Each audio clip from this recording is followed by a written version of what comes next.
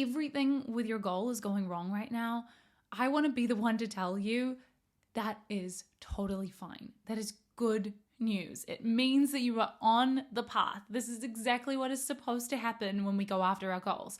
Things are going to go wrong. Things are going to become disasters. Nobody wants to hear the story of the person who got to their goals without any trouble. That's not exciting. We want to hear about the roller coaster that the person went on so that we can feel inspired ourselves. So no matter what you are going through right now, I want to send you some love in this situation. I want you to know that you're not alone in whatever you're going through, and it is not a sign to stop. It is not a sign to give up. It is just a test to see how bad you want it. I know this because you are the magic. No matter what path you are on, it is the right path for you because you are on it and you can make it work. You can decide at any time to get off the path, but if you are on it, it is the right path because you can make it amazing. Whatever kind of lemons life is throwing at you right now, you are strong enough to handle it. And you are going to turn them into something amazing that other people will look at one day and think, wow, if she can do it, if he can do it, I can do it. I want to tell you the story of how I became a coach because it is so full of lemons that life handed me and so many opportunities where I could have decided to stop. So in order to become a coach, I decided to sign up for this $10,000 coach training with Brendan Burchard. So it was in Arizona in the United States, and I was living in Brighton, England at the time. And so I had to fly from London to Phoenix, Arizona to do this. And mind you, I have just spent more money than I ever have on anything in one go like that before. Like I had done a degree, but you always paid in like smaller payments. So this was like the biggest payment that I had ever made in towards my goals. I had put all of my cash on the line for this. So I go to the airport. I get to London to fly from Heathrow Airport to Arizona. And I was supposed to fly from London Heathrow to Newark, New Jersey to Phoenix, Arizona. But when I arrive, I'm scanning my passports on like the machine thingy that you have to scan them on. And it's like, you don't have the right documents. And I was like, what documents? What do you mean the right I don't need documents, do I? Do I need documents? Oh my goodness. Turns out I needed documents. When you're from New Zealand, like I am, most countries let you in without any kind of like crazy documentation. I had been all through Europe. No pre-required documentation. You just sign everything when you get there. I had been to Tahiti. I had been to Australia. I had been to so many other countries that didn't require any kind of pre-organized documentation. But of course, this is the United States we're talking about. But I didn't know. Nobody told me. How could I have known? I just didn't even know. So I get there and they deny me boarding. I was a mess. I thought this was a huge sign telling me to stop. Like I immediately had this thought, like, is this a sign that I just shouldn't go, that I should get a refund for my $10,000, that I'm making a huge mistake? But something told me that it wasn't the case, that there's always another way that I can make it work. So I applied for my ESTA visa, it is called. So you need an ESTA visa waiver to get into the United States. And I applied for it. And usually they say it comes in minutes. So I waited and I waited and I waited and I waited, and 8 hours passed and I still hadn't received it. So I was in floods of tears at this point. I finally accepted that I wasn't going to go. And of course, that is when my documents came through. So I booked a new flight. We used all of the money on my boyfriend's card because I had no money on my account. It's like definitely not $2,000, and you had to pay in one payment. So I borrowed my boyfriend's card. There were I think he had $2,030 or something. And my flights were $2,000. So he had $30 left, which translates into about 15 pounds left to get the train home. And that was it. All of his money and all of my money. What a supportive boyfriend. Can I just take a shout out to my boyfriend, Daniel? He is amazing. That was it. I booked the flight. I'm headed over to the gate. Immediately, it's canceled. Because, get this, the plane was struck by lightning. Now, if you've listened to any of my other YouTube videos or anything like that, you will know that at the time I had an extreme fear of flying. So I was a bit of a mess, like to say the least.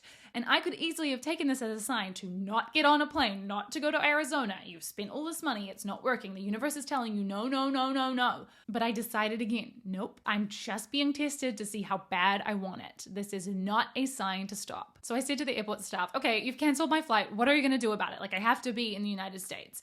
And they said, we can't get you to New Jersey, but we can get you to New York. And then you can take a taxi across New York to New Jersey and get your next flight from New Jersey to Arizona. And I was like, okay, whatever, anything it takes, that's fine. I had no idea how far this was. This taxi was an hour and a half. So when I arrived in New York, which by the way is a city that I've wanted to visit for my entire life, I was there for 15 minutes in the dark, in the middle of the night. I get in this taxi. I'm thinking, okay, finally I made it to the United States. Like, what could go wrong from here? Like, probably nothing's gonna go wrong. I was wrong. We are driving and I'm thinking we're going quite fast. I was thinking like this taxi driver, he's a pretty fast driver, but maybe I'm just like exhausted. I'm jet lagged already. I've already spent hours crying that day. Maybe I'm just not seeing things right. But nope, sure enough, I hear the whirring of sirens and the police pull us over in the car and we sit on the side of the road. This taxi driver is questioned by the police and he keeps the meter running. So the cost of the taxi is getting higher and higher and higher as we sit on the side of the road. I don't say anything. I just let it happen because I'm like, I'm not going to mess with this. Once the police leave and we're allowed to go off on our way again, we drive to Newark Airport. And I had this theory. I was like, what's going to happen is I'm just going to open the taxi door a little bit and put my foot out. And then I'm going to say, like, you need to give me a refund for the amount. Like, I don't want to pay the full amount. But when we got there, it was dead silent. There wasn't a single person around, and there was only literally him and I in the whole place. He didn't slow down fast, like slow enough for me to put my foot out, and he demanded that I give him the full $150. I was like, are you serious? $150 for this? I want some money off this, right? Like, I shouldn't have to pay for the time of the 15 minutes that we were sitting on the side of the road for. And he turned around, looked at me in the eye, and he locked the doors. I have never been so fight or flight in my life. It was like, okay, I'll pay anything. Yep, sweet, swipe the card. Got out of the taxi into the dead of night in a city I don't know where there's absolutely no one there. The airport is literally shut. You can walk in, but there is no one there. Everything in the whole airport is shut. Not even like a snack bar or anything is open. And I just thought, is this another sign that I'm not supposed to be doing this? What was I thinking? So I end up sleeping on the floor until Dunkin' Donuts opens in the morning when I can get a banana. And I end up getting my flight finally to Arizona. I'm 2 hours late to my coach training. I train as a coach. It was phenomenal. I knew it was the right place. I knew it was exactly where I was supposed to be. As soon as I got there, I saw Brendan Burchard, who's the trainer, and it all sunk in. Like, I made it. I got here. All of it was worth it. I trained as a coach. I came back home. I had some serious trouble working out the marketing initially, but then in the following years, my business totally took off, and it was one of the best decisions that I have ever made.